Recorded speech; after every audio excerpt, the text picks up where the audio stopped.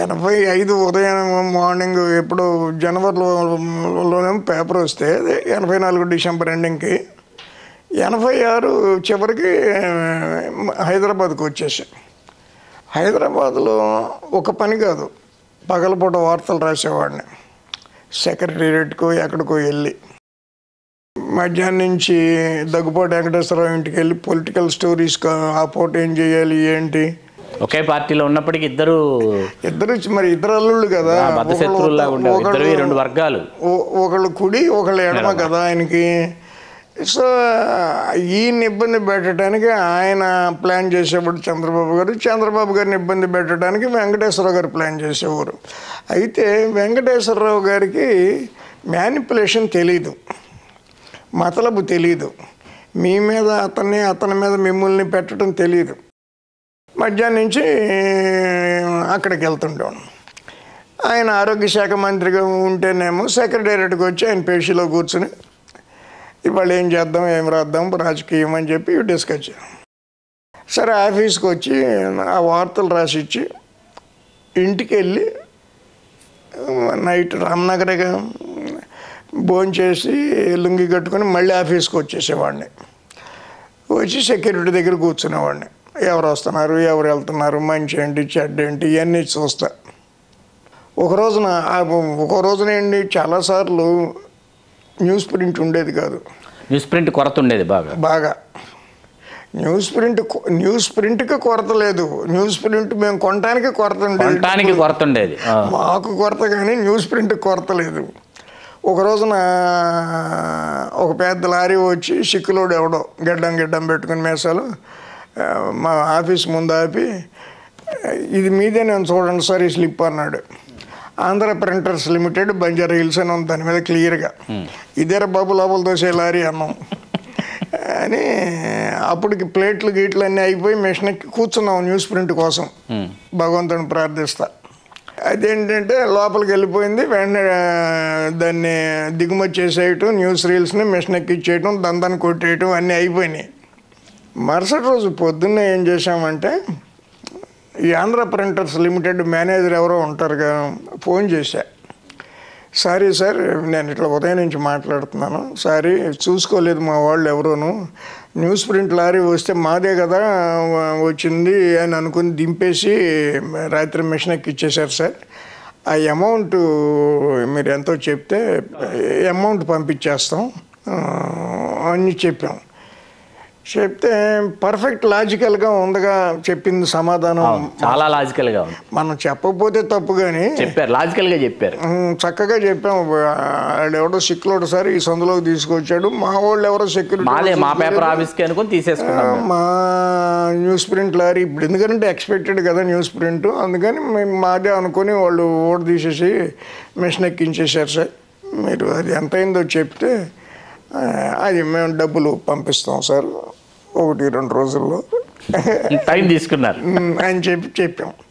అట్లా A to Z పనులన్నీ కూడా చాలా వరకు చూసేవాడిని. పొలిటికల్ రిపోర్టర్ అని మళ్ళీ అక్కడి నుంచి మార్చారు ఆయన. పొలిటికల్ రిపోర్టింగ్ అనేది చాలా కష్టం, చాలా ఈజీ. ఒక్కొక్కసారి గాలి పోగేసి రాయాల్సి వస్తుంది, ఎక్కువ సార్లు గాలి పోగేసే రాయాలి. ఆ మంచి గాలి పోగేయకుండా మురికి గాలి పోగేస్తే స్మెల్ వస్తుంది. ఆ గాలి కూడా కొంచెం శుభ్రమైన గాలి పోగేయాలి. అప్పుడేంటి ఎన్టీ రామారావు గారు ప్రభావం భయంకరంగా వెలిగిపోతున్న రోజుల్లో ఈయనకి ఎన్టీ రామారావు గారికి, అదే దాసరి గారికి ఎన్టీ రామారావు గారికి అంత సయోధ్య లేదు. ఎన్టీ రామారావు గారిని బాగా చాకరీ పెట్టినంత చేసాం. అప్పుడు ఏంటంటే అప్పుడు వచ్చిన కొత్తలో ఐ వెంకటరావు గారు ఆంధ్రజ్యోతికి ఇక్కడ రెసిడెంట్ ఎడిటర్ ఆర్ చివరిలో ఏమన్నా ఎడిటర్ అయ్యాడేమో తెలియదు నాకు. ఉల్కు పలుకు అని ఆయన కాలం రాసేవారు. రాస్తే మాకు ఆంధ్రజ్యోతిలో చేరినప్పటి నుంచి నాకు ఐ వెంకటరావు గారితో ప్రేమాభి ఉన్నాయిగా. ఐ వెంకటరావు ఉలుకు పొలుకు మొదలెట్టినప్పుడు మనం ఎందుకు మొదలెట్టకూడదని చెప్పేసి అది అంతే మీరు మొదలెట్టారు. సరే పొలిటికల్ కాలం వీక్లీ రాస్తాను అని నారాయణరావు గారిని అడిగి రాయి ఎవరొద్దన్నా. దానికి పేరేం పెట్టాలి అని. పతంజలి గారు అప్పుడు ఇన్ఛార్జ్ ఇక్కడ ఎడిటర్. పతంజలి గారు నేను ఒక రోజంతా పొరపట్టు కూర్చున్నాం. ఆయన ఉలుకు పలుకు అన్నాడు, మనమేమనాలి అని. అంటే పతంజలి గారే వాళ్ళ నేటివ్ ప్లేస్కి వెళ్ళాడు ఫంక్షన్కి, విజయనగరం జిల్లా. అక్కడి నుంచి ఫోన్ చేసి అది అంతే అని పెట్టండి అన్నాడు. ఎందుకని అన్న, అది అంతే అన్నాడు. నారాయణరావు గారి దగ్గరికి వెళ్ళి కాలము అది అంతే అని పెట్టమని పతంజలి గారు చెప్పారండి అని అన్నాను. ఓకే అది అంతే అన్నాడు ఆయన కూడా నవ్వుతా. ఆ పేరు మీద కాలం బిగించేసా. వేస్తే దానికి విపరీతమైన ప్లస్. ఆదివారం వచ్చిందంటే అది అంతే కోసం చూసిన పాఠకులు చాలామంది ఉన్నారు. కొన్ని చోట్ల రాయుడు ఫ్యాన్స్ మాట వరుసకు జంగారెడ్డిగూడెంలో లేకపోతే కొయ్యేలగూడెంలో అక్కడ ఫ్యాన్ క్లబ్బులు చాలా చోట్ల. ఒక అతనని గదిలే అసలు చాలామంది అదొక హిస్టారికల్ లాగా అయింది.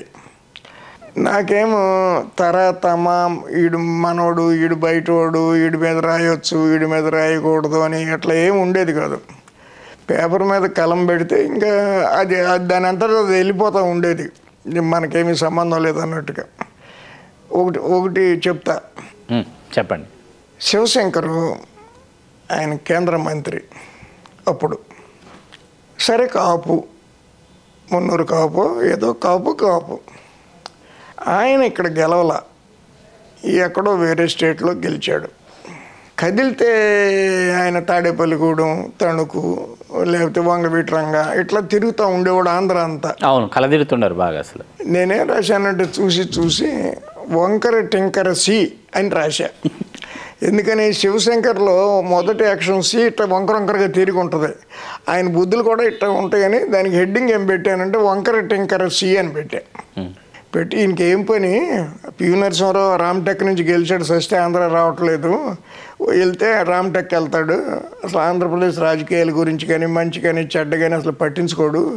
శివశంకర్ ఆయన ఎక్కడి నుంచి గెలవలేదు, తెల్లారు లెగిస్తే తాడేపల్లిగూడెం, తణుకు అంటాడు, కాపుల మీటింగ్ అంటాడు, అది అంటాడు ఇది అంటాడు అని చెప్పి అడ్డగోలుగా రాసేసా.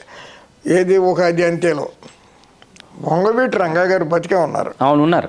ఆయన ఫోన్ చేసి దాసనారాయణరావు గారికి, ఏంటండి బాబు మన పేపర్లో శివశంకర్ మీద ఇట్లా రాశాడా రాయుడు అని. అప్పుడు చూశాడు ఈయన, చూసి ఫోన్ చేసి ఆ వంకర టింకర సి రాశావు, ఆ హెడ్డింగ్ ఏంటి, ఆ వంకర టింకర సి అని హెడ్డింగ్ ఏంటి అని చెప్పి పాపం కోలుకోలు చేశారు. అట్లా చాలా